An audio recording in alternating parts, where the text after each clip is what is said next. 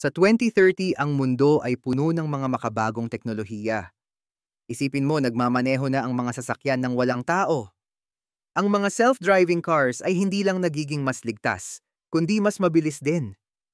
At ang mga robot assistants? Sila na ang tumutulong sa atin sa bahay, nag-aalaga sa mga bata, at kahit nagluluto ng paborito mong ulam. Ang AI ay nagiging bahagi na ng ating araw-araw na buhay.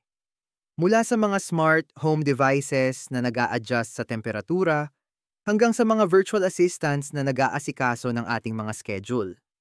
Pero, handa ka na bang yakapin ang mga pagbabagong ito?